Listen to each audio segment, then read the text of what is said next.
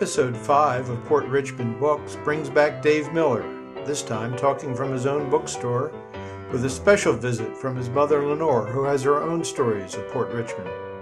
Then we take a look at a bound edition of the 1918 Stars and Stripes, the military newspaper from the Great War. We hope you enjoy the show. Dave Miller owned a bookstore at 40th and Chestnut. That's where I first met him. He ran it with a fellow named Al Seligson, and like all book people that like to drink beer, we became very good friends. I would spend afternoons there on my way home from work. I learned a lot from Dave and Al. Al was probably one of the craziest people I ever knew in the book world, and Dave and I have been friends for over 20 years and collaborate on a lot of buys and selling. Well, welcome to my house, my shop, my home. This is my third bookshop, and my previous two shops were homey, and then I just decided to have the bookshop at my house. About 12 years ago, I moved in, and I guess I have about 40,000 items, and I'm much more of a buyer. You know, I'm barely a seller at all. It's, I guess, a mix of bibliomania, and now and then there's the rare book that I do sell, so it helps things fly. This joint is chock full of books from top to bottom, and I love images, you know, various artwork, so there's not enough wall space for everything as well. Books are good insulation, so that's one good thing about this. It's a lot of weight on the house. There was a bookman, Sam Kleiman, and his house had 100,000 books plus in there, and much worse. See, I feel this is lovely Eden compared to his house. It was literally one of those houses that you walk sideways through. And sadly, many of the books were destroyed, easily 20% of them, because they were piled up from floor to ceiling, and there were leaky pipes, then books turned to pillars. And it was fun, a little crazy, but so I ended up, I guess, pulling out about 90,000 books, but I was also deeply in debt, and I had to move them 3 times in 1 year because of warehouse problems. But it was a year of moving books from one place to another, to another, to another, and being very concerned because I've never been in debt in my life, and this is the one time I was in debt, and I've never been in debt since. I own this house straight up, cash on the barrelhead, in my car. I'm very much my father's son. And finally, in need, someone came, Richard Booth from Hay-on-Wye in Wales, the largest used bookstore in the world, came and as a saving grace and bought 90% of the books, which then allowed me to buy this house. And he was a big lumbering guy, and he came and he looked around and he saw these 100,000 books popping open cartons, and things were stacked up, and I was trying to organize these in some fashion. And he sort of makes a deal with me, and he reaches into his pockets and he starts pulling out $100 bills from this pocket and that pocket and in his socks. And he was very quick on making the deal. When he decided the deal was made, he didn't pay it all straight out, but he gave me a good down payment. But he was magnificently slovenly and easygoing, and I was concerned because there was some nice 17th century leather-bound book, I forget what it was, and he was drinking a coffee or something, and he put it right down on the book that he just purchased. Maybe $1,000 book, but he was very easygoing in his book dealing. It was exciting going to Greg's store for many reasons, and one was that this was the place my mother would go so often in her childhood when it was Port Richmond Movie Theater. She was a shy girl, and she worked across the street. She was raised across the street. Her parents had a soda fountain, patent medicine store. And by her description, she worked a good bit, and she didn't have many friends, and she was intimidated by the neighborhood, being Jewish, and there was a good bit of anti-Semitism. So she would escape to the movie theater. Almost reminds me of The Purple Rose of Cairo, that Woody Allen movie, that this is where she came alive. And she tells me, since her parents were older when she was born, she was the youngest of 3 children, the oldest 20 years older than she.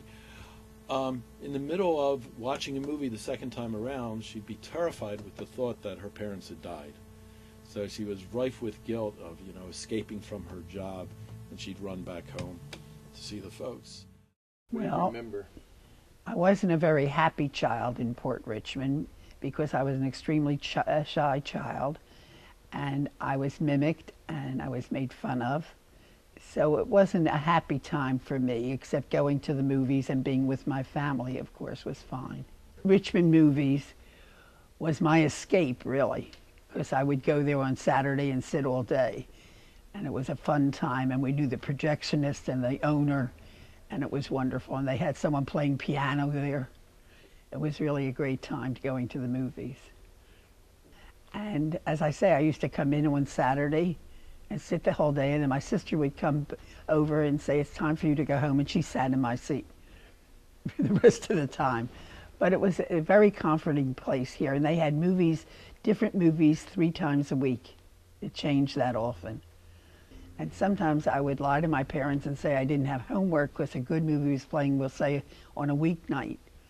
So I would say, I finished my homework. So they'd say, okay, you can go to the movies, because it was something I wanted to see. Then my conscience would grab me, and I'd come right home. But I do remember Franklin Delano Roosevelt coming up Richmond Street. And my father loved Franklin Delano Roosevelt. It was like the King of Kings was coming, and he came up Richmond Street with that smile in a car. I remember that vividly because it stays with you. It's so exciting to come in here and see this bookstore and what Greg has done. And it's just a great store, and of course a great proprietor. He's a wonderful man. I don't know where Greg found this copy of the Stars and Stripes, but I had a great time poring over the details.